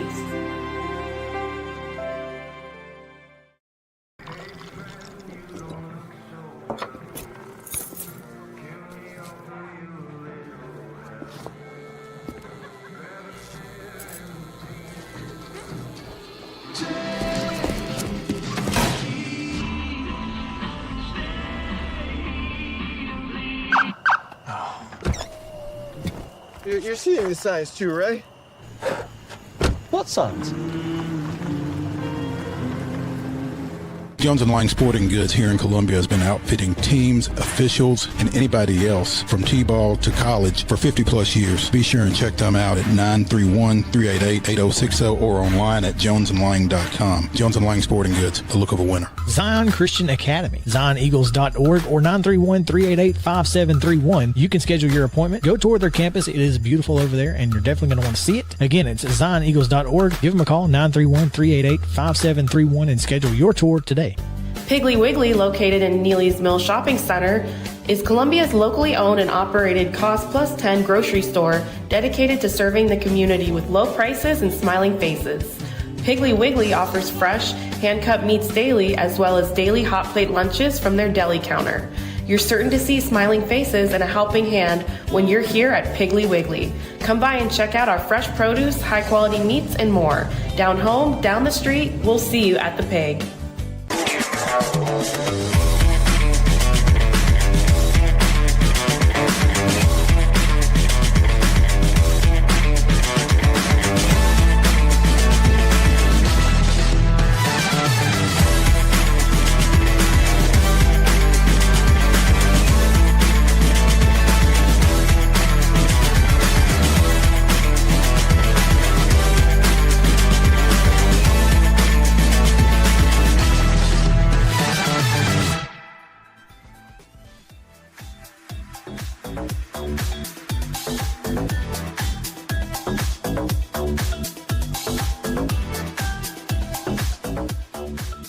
Wild and Wacky Wednesday continues here on Main Street Sports Today, presented by the Tennessee Orthopedic Alliance of Columbia. That's Wade Neely. I'm Maurice Patton. In our final segment, we will be bringing you the weirdest, wildest, and wackiest news from across the globe. But right now, we are joined by Joe Sullivan of Main Street Media with some sad news for Lipscomb fans. Lenny Acuff, who won 110 games in 6 seasons with the Bisons, led them to an NCAA tournament appearance this past month, has succeeded Bucky McMillan as Samford's head coach. Joe, good afternoon. This doesn't qualify as wild and wacky, this transaction? Based on some of the reaction that I've seen on X, probably not. I mean, I was kind of amazed at just how well received this hire seems to have been. Again, had a lot of success at Lipscomb, had a ton of success at Division II Alabama Huntsville before he took over at Lipscomb, and just sounds really well respected in the Alabama area, and with good reason, clearly. So, yeah, he's a great coach. Feels like a great hire for Samford. He's a great coach. I mean, the only thing that makes it surprising is his age, because when you're in your 60s, it's you don't usually move up. Usually you stay where you're at. So, and he's gotten 2 opportunities, moving first out of Huntsville to Lipscomb and now Lipscomb to Samford. And this for those that don't know, this is a step up. Sanford's in the Southern Conference, which is a level above the Atlantic Sun that Lipscomb plays in, and there is some NIL money involved, I think, from Sanford in the Birmingham area. Mm-hmm. Excuse me. So it's a great move for Lenny. Now, just I did notice when Bucky McMillan took the Texas A&M job from Sanford after having quite a few years in Sanford. I mean, 5 years ago, I was speaking to our colleague Chris Yao earlier today, and he mentioned that 5 years ago, Bucky McMillan was coaching high school basketball in Birmingham, and now he's a coach in the SEC. So, boy, talk about a elevator going up. But as soon as he took the job at Texas A&M, and if you're devoted to the website verbalcommits.com, like Wade and I are, you look right in a row. It goes across the screen horizontally, and there it is, like the Samson Bulldog, the Sanford Bulldog, Sanford, like 5 guys right in a row transferring out from Sanford. So it is a rebuild of, I guess, I don't know, maybe similar to what he faced at Lipscomb when he replaced Casey Alexander, but he was going to have to rebuild his roster at Lipscomb anyway with all those veteran starters. Lipscomb started 4 fifth-year players in that NCAA tournament game, so they'll have 1 starter from that game back, plus Dylan Faulkner, who got hurt during this season. So him and Dylan Faulkner and Charlie Williams will be the returning starters for Lipscomb, and then bunch of substitutes that played some and then didn't play some, and 2 transfer portal commits so far, that one kind of interesting, the other one uninspiring, I think. A Division II kid from Union, 6'8", he was the freshman of the year in the Gulf South, but being the Gulf South Conference, but being freshman of the year these days, I mean, it's our good friend Jared Burson, the statistician, sent the tweet out that in this NCAA final, Houston versus Florida, this was the first time since 1989 that a freshman didn't appear in that game. Wow. So it is freshmen are like almost the forgotten people. I mean, there is Cooper Flagg, but then there's everyone else. Yeah, exactly. Joe, again, this is kind of a return to where Coach Acuff has had a lot of success, 400-plus victories over 22 seasons at Alabama Huntsville. So obviously a very well-known commodity south of the border, and he's done nothing to detract from that in his run at Lipscomb. So they feel really good about this move. I wonder if some of those guys from Sanford that have gotten into the transfer portal with Bucky McMillan's departure, if they will be getting some phone calls from Lenny, and if maybe they reconsider. Well, I think it's a possibility, and they probably should if they're sensible, because let's lay this out honestly. If you played for Sanford last year, I don't think you're playing for Texas A&M. I mean, Texas A&M playing in the SEC, it's a whole different game. I'm stating the obvious there, but I think Bucky's going to need better players than he had at Sanford if he's going to compete for championships in the SEC. Interestingly, a Sanford player transferred to Belmont this week, Isaiah West, a guard who started at Vanderbilt. 2 seasons ago, he played at Vanderbilt, even started 9 games. He's from Good Pasture, right? That's correct. That's right. Okay. He had a great career at Good Pasture. He started 9 games for Vanderbilt as a freshman. And then with Jerry Stackhouse leaving, he left for Sanford. That's Bucky McMillan at Sanford plays everybody. So, he had his some of his minutes, but he didn't. His statistics are really kind of not that great. I mean, they're not a lot of them. So we'll see. He comes to Belmont, Isaiah West, as a potential person to replace Carter Witt as a lead guard for them. Although I think he's viewed more as a combo guard than an actual legitimate point guard. Even though I think he was that in high school at Good Pasture. You would know better than I would on that, Mo. not real.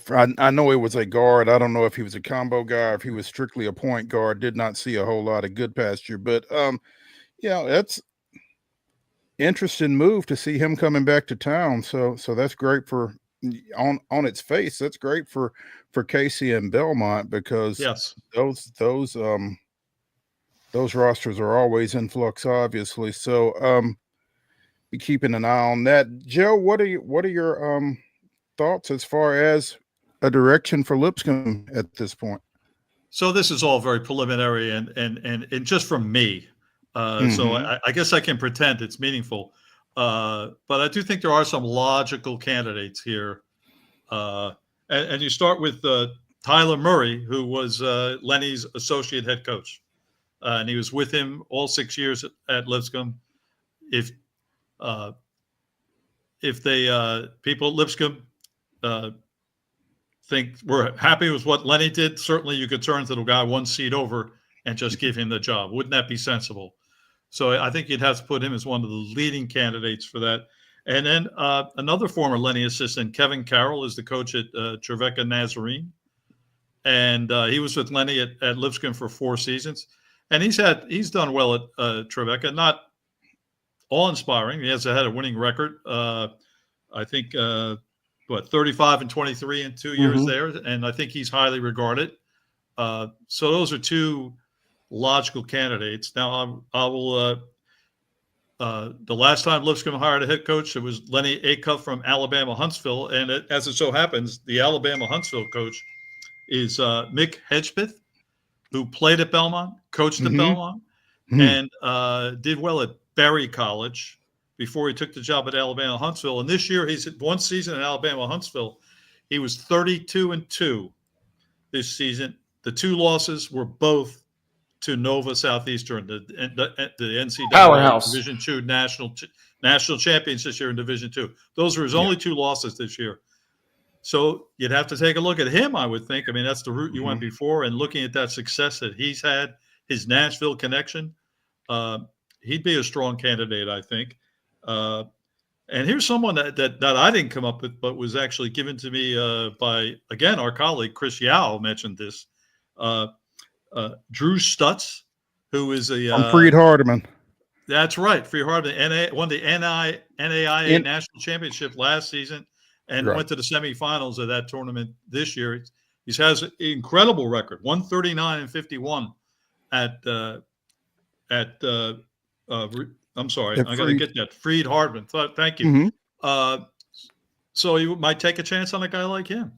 The other people I would mention is that I think you sit here and say they got to rebuild the roster, right? So Xavier Jordan is Mark Byington's assistant at Vanderbilt. He certainly had a big part in rebuilding that roster. He's right here in town. Very personable guy who I think would be a great addition. Good personality to sell the program too. And then, this is kind of a, this one I maybe, let me check my text message before I even say this.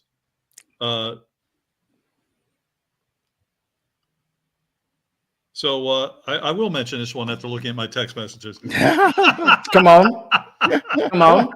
Working some news, huh? Come on. No.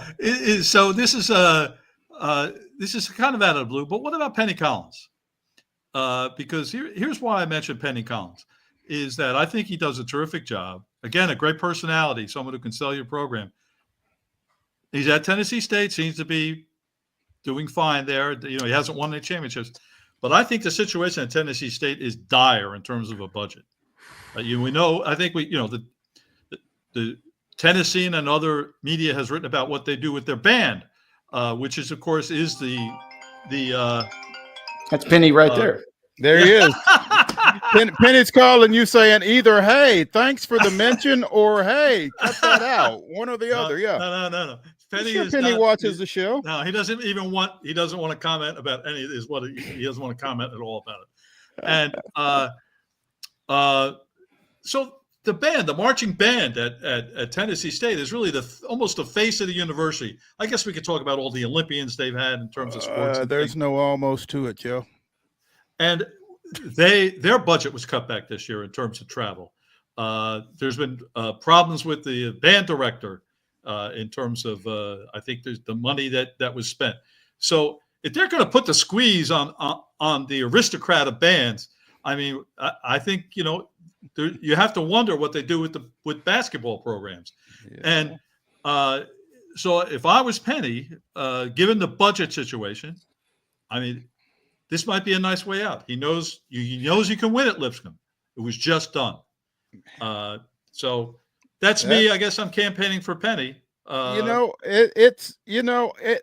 Unfortunately, Joe, it is a move that would make a lot of sense under the circumstances that you just laid out. Yeah. So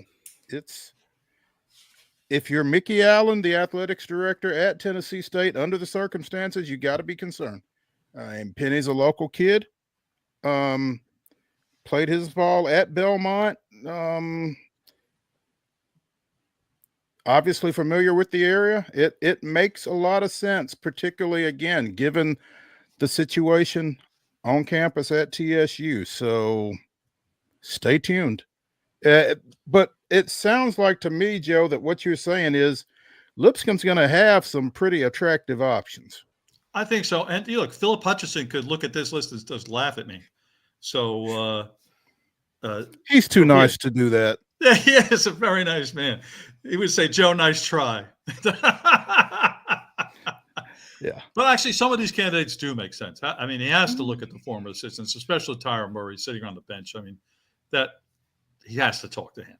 I mean, well, that's my question, Joe. Is what direction do you think Lipscomb is either prepared to go?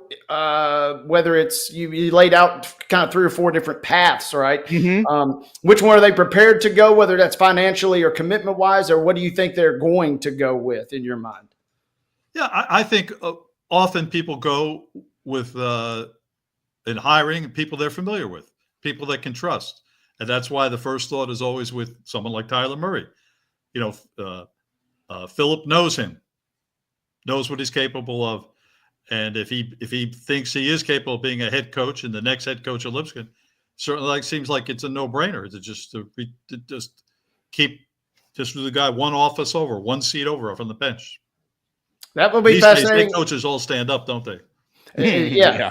Well, it's also worth mentioning too, stateofthebulldogs.com, which I'm sure everybody's been to, but apparently this is the Sanford message board here. But they had a Hedgepath on their short list. So, I mean, he's gotten some traction. They had a cuff on there for what it's worth too. So, I mean, to me, that seemingly seems like a perfect, if you're not going to go with the assistant coach, if Hedgepath is interested, just roll him right in. You got the familiarity angle built in. You got the success angle built in. He seems like the natural fit if you don't make that preliminary offer to Tyler Murray. Yeah, I agree. It does make sense. And I think, to me, what I would like is someone who knows what our situation is. What is Lipscomb? What do we represent? And how can we be successful? What are our strengths in being successful? Lenny Acuff understood that. Obviously, Casey Alexander before him understood that. Mm-hmm. And I think all these people would know that what the possible winning formula would be there.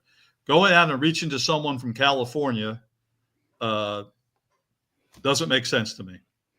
I don't think that would make sense to Hutch either, to be honest. I will tell you, Joe, I think that, the list that you put together is kind of Parker executive firm fit, to be honest. I mean, Drew Stutz, with the success that he's had out at Freya Hardeman, I think Penny, again, with everything that's going on at TSU, Hedgepath, the guy that's already there, Murray, you got a solid bunch right there. And I'd almost not be surprised if your next coach doesn't come from that bunch. Mo, I am available to any athletic director as a one-person search committee, and I'll come a lot cheaper than these other search firms that seem to just come up with the obvious choices anyway. I find the search firm a little like I just think it's ridiculous. I mean, it's funny. And I haven't talked to Philip yet, and we've missed each other here. And one of the we have a story up at Main Street Nashville on on Lenny leaving Lipscomb, but we're going to be adding to it, I hope, after I talk to Philip. Just I want to know how he's going about the search. We're going to make that part of the story too. It's I don't expect him to like confirm or deny names, but I want to know what he's looking for and how he's going about it. And I'll also offer my services to him if he wants it. For him, gratis, Philip, gratis. I don't no charge for Lipscomb. And ask him if he is using. Ask him if he's using a search firm. I mean, I am. That is on my list of questions. Absolutely. Hey. Often I get in these discussions just with friends when coaching jobs open, and I pretend I obviously exaggerate my how much I know, but it's Joe Jones of Yale. I've been trying to get him I want people to hire him, and he just seems to stay at Yale. I just one of my favorite coaches, by the way. If he comes to Lipscomb, that would be a good choice. But it might be tough to get a guy out of Yale, though. Yeah. Yes. Yeah, right. Absolutely. Joe, real quick, did Sanford get the best hire they possibly could in your mind? Well, I think we all three of us here have a lot of respect for Lenny Acuff. And I think it's an unusual choice because usually you're looking for the young, up-and-coming coach, just like Texas A&M hiring Bucky McMillan. So it's unusual to sort of go for the veteran coach. But I'll tell you what, they're going to score points. They're going to be fun to watch, and they'll win games because he always does. Yeah, so I like the choice. I'm surprised by it just because I'm saying, it's ageist, I guess, on my part. I shouldn't be speaking badly of my own people, old ones, but it surprised me for that reason. But I have no doubt that he will win games there, and people will like to watch the team play offense because the Lipscomb teams were just always fantastic to watch. When they had the ball, and they're good defensively too, but offense was the attraction. It matter in the time I've been watching Lenny's teams, it doesn't matter who's in the lineup, and it changed over the years. They're going to put up 80, 85. It seems without a doubt. When they didn't, they sometimes result in losses. But that guy can coach offense.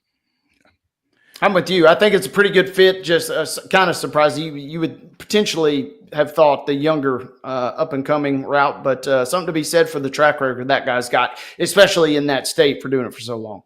Yeah, without a doubt. Joe Sullivan of Main Street Media joining us here on Main Street Sports today.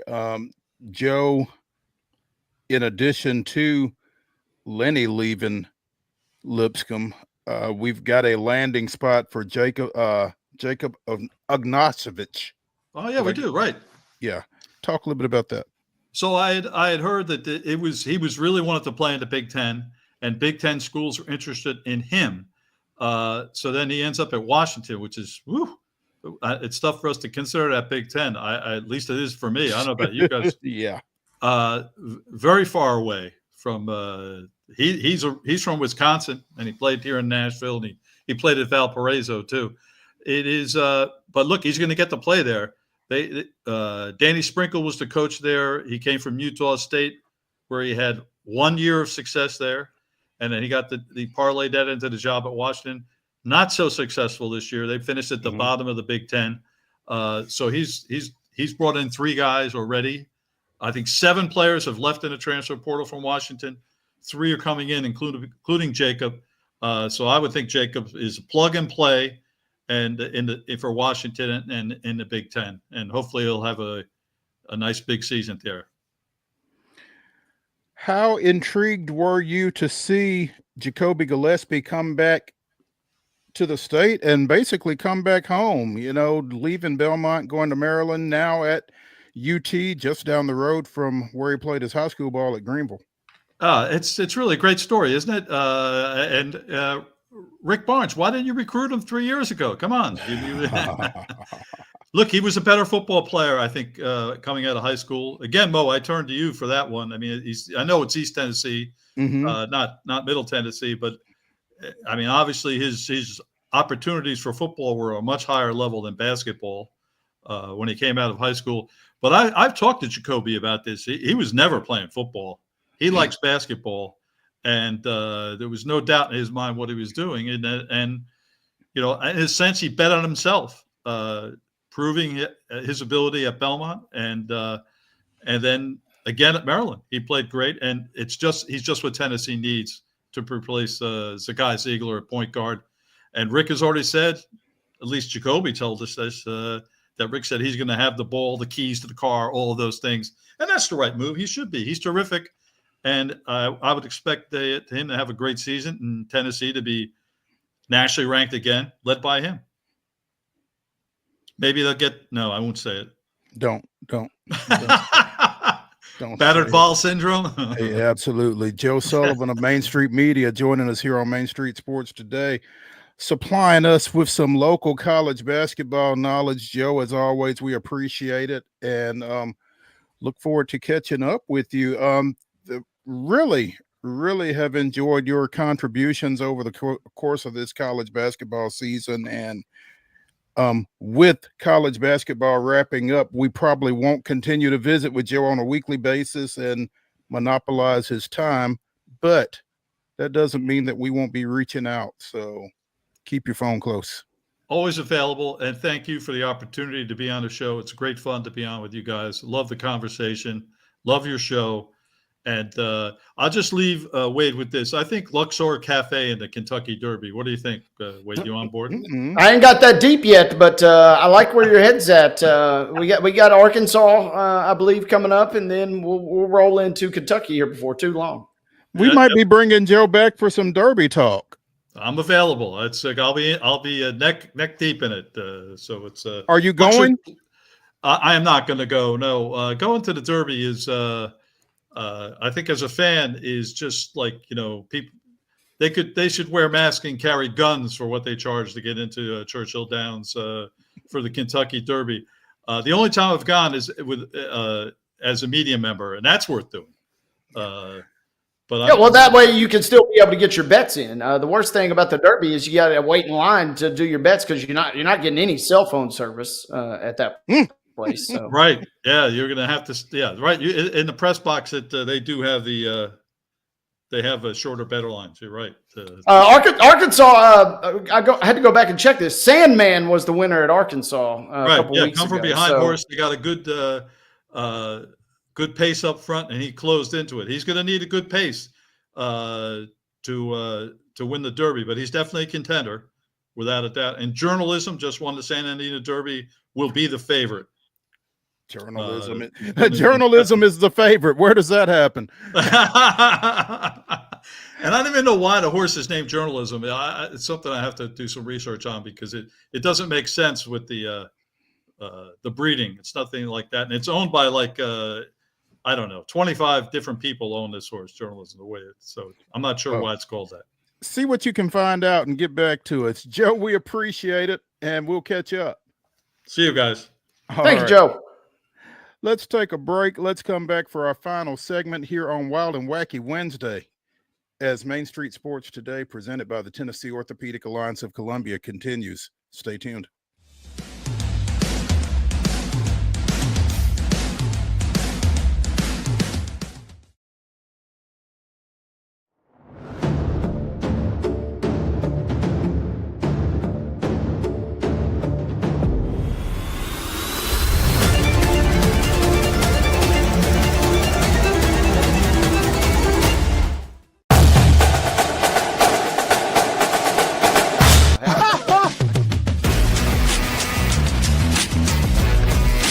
Hey, let's go Stros.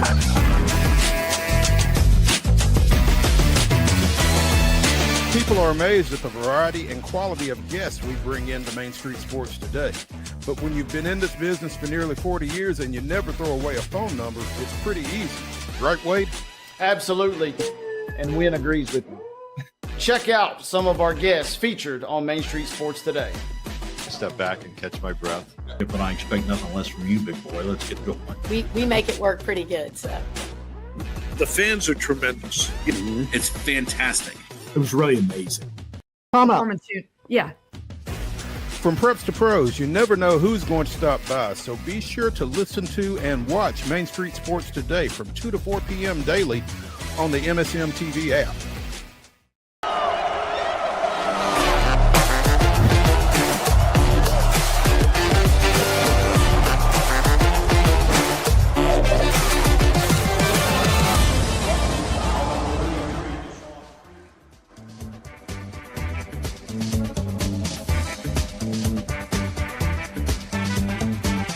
It's the final segment of Wild and Wacky Wednesday here on Main Street Sports Today, presented by the Tennessee Orthopedic Alliance of Columbia. That means it's time for Wild and Wacky Wednesday, as Wade and I bring you the weirdest, wildest, and wackiest news from across the globe. And let's start with some English soccer. Wade, take it away. Yeah, you speaking my language, man. We just got Joe off. We should have got him to stick around for this. But yeah. All right. We go to England, where there is an American connection. Apparently, Mo, if you ever look around the room and you're like, I'm not supposed to be here right now, kind of like Chris Farley on Black Sheep. I mean, it's kind of what the real life version happened. Evan Johnston, who's a 21-year-old tourist from Arizona, he apparently got on the wrong boat. He signed up thinking he was going on this nice tour of all the London landmarks and all the London famous and iconic sites. He actually got on a party boat joined by 150 fans of a not first, not third, but a fifth division soccer team, the South End soccer team. And they were on the boat going to their match, which is, again, the fifth tier of English soccer. So he gets on this boat and he realized something was up. But, hey, the drinks were flowing. The chants were fun.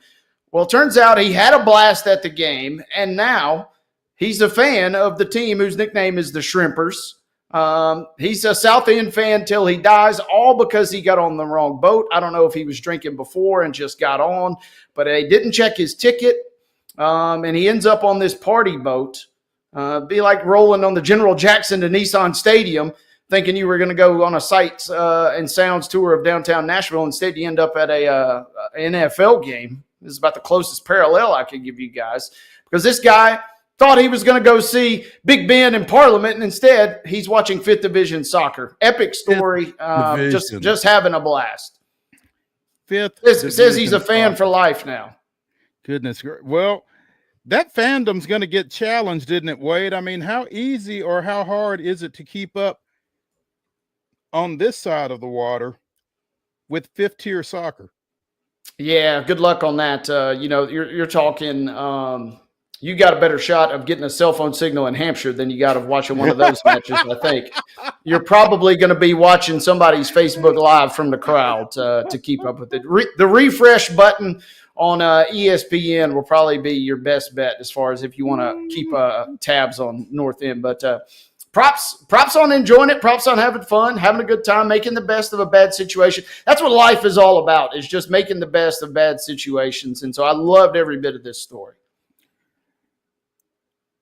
Wade did mean what he said about Hampshire, but we love the folks in Hampshire. It's just you can't get any phone calls in or out of there. So. Yeah, you got a better chance of watching one of their games than you do of watching one of these fifth division soccer matches, unless they're playing, in the FA Cup, which, considering where they're at, does not seem likely. But worth keeping tabs on as next year rolls around here soon. That's pretty wild and wacky. College baseball. North Carolina starting pitcher Aiden Hall thought he was throwing a no-hitter to close the Tar Heel series against Boston College a few weeks ago. 6 2/3. Facing the final guy that would have been the complete game no-hitter because it was a run rule contest. The final ball that was put in play hits a base runner between first and second base. By rule, that base runner is out. The hitter is credited with a hit, and that's your ball game.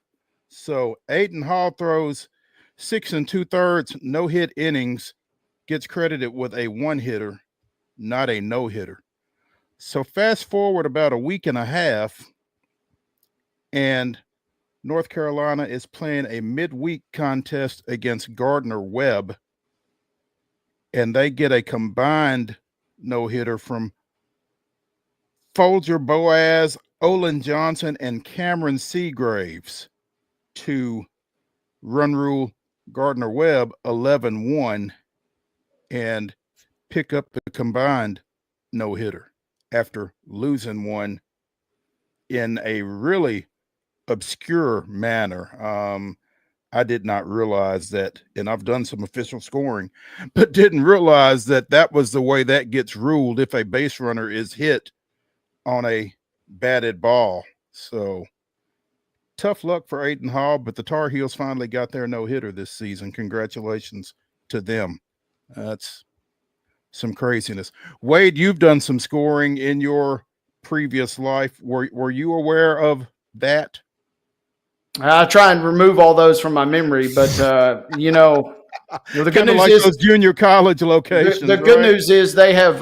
It's hard to mess up on most of the programs, so they'll kind of put it in play for you or credit as such. It's still a little, but man, that one would have been a challenge for me. It would definitely. I would have had to go onto the SID assistance thread on Facebook for that one. But man, if you're Aiden Hall, you're looking around and you're like, hey, that's great for y'all, right? I'm glad y'all got the no-hitter. Must be nice.